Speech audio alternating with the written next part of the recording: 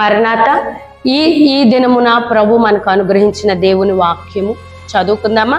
యాకోబు పత్రిక 5వ అధ్యాయము 16వ వచనం చదువుకుందాం. మీ పాపములను ఒకనితో ఒకడు ఒప్పుకొనిడి, మీరు స్వస్థత పొందినట్లు ఒకని కొరకు ఒకడు ప్రార్థన చేయడి.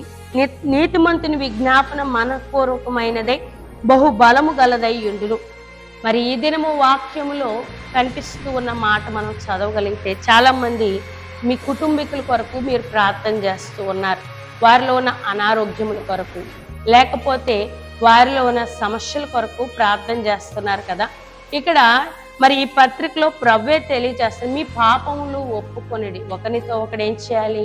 పాపములను ఒప్పుకొని, ఒకవేళ అనారోగ్యములుంటే ఒకరి కొరకు ఒకరు ప్రార్థన చేయడి. అంటే మీ కుటుంబం కొరకు, మీ కుటుంబీకుల్లో ఉన్న వారి కొరకు మీరు ప్రార్థన చేసినప్పుడట దేవుడు అంటున్నారు, మనపూర్వకమై నీతిమంతుని విజ్ఞాపన ఎలా ఉంటుందట? మనస్పూర్వకంగా బహుబలము గలదై ఉండును. అంటే మీ ప్రార్థన బహుబలం గలదై ఉండి ప్రభువు అద్భుతంగా స్వస్థతలు కార్యములు ప్రభు చేస్తాడు. కాబట్టి మీరు మీ కుటుంబీకుల కొరకు, లేకపోతే మీ చుట్టూ ఉన్న వారిలో ఉన్న శ్రమల కొరకు మీరు ప్రార్థన చేస్తే దేవుడు ఏం చేస్తానంటున్నాడు? కార్యము చేస్తానంటున్నాడు. గనక అనేకుల కొరకు ప్రార్థన చేయండి. ఆ ప్రార్థన నెరవేర్పులను మీ కళ్ళతో చూచి ప్రభువును మహిమపరచండి. ప్రార్థన చేసుకుందామా?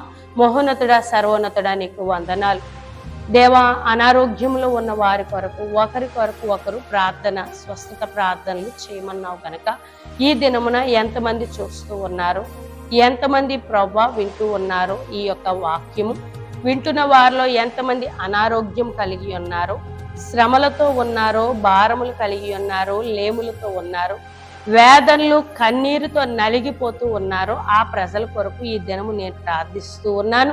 ప్రభా, మా ప్రార్థన బహుబలము కలిగినదై ఉండునని నీవే వాక్యంలో తెలియజేస్తావు గనక ప్రార్థిస్తూ ఉండగా ఈ ప్రార్థన ఆలకించి వారికి గొప్ప కార్యములు, స్వస్థతలు జరిగించుమని యేసు నామములో వేడుకొంచున్నాము తండ్రి. ఆమేన్. మరణాత.